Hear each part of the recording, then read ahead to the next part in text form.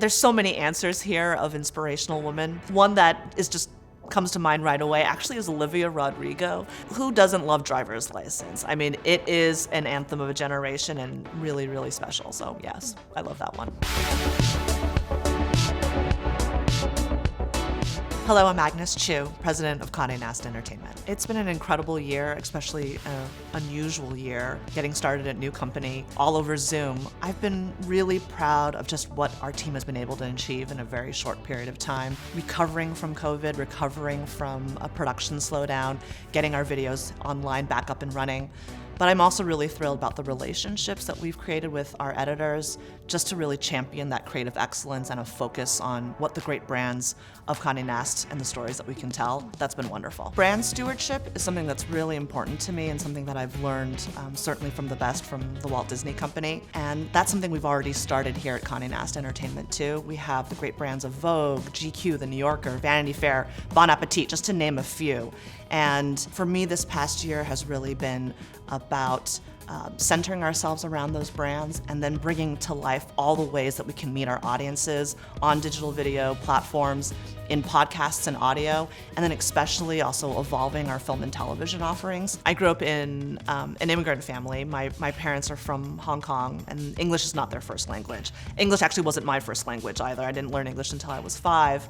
And we watched a ton of martial arts soap operas that my mom rented on VHS from this tiny, really bootleg store in our San Diego Chinatown.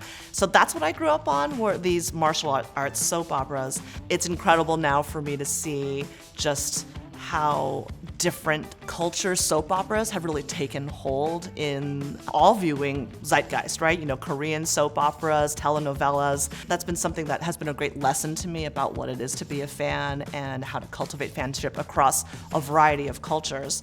And then when it comes to what we're doing here at Condé Nast Entertainment, we're a global production company. So we have access to IP from our brands all around the world and local market, specific content from local markets, whether it's a French story or a Korean story. Those are all things that we have access to as well, and that's been great to bring some of that to the marketplace. Whether it's being an Asian American woman and being able to speak to that perspective when watching pilots that feature Asian American families. It was really meaningful to me to really gather my team and people across Condé Nast Entertainment to talk optimistically but thoughtfully about what we can do to contribute to change. I love being able to be seen so that others can be seen. That's been a huge reward in being in the position that I'm in. For me, it's been imperative always to bring the best team and to have the best team around my table.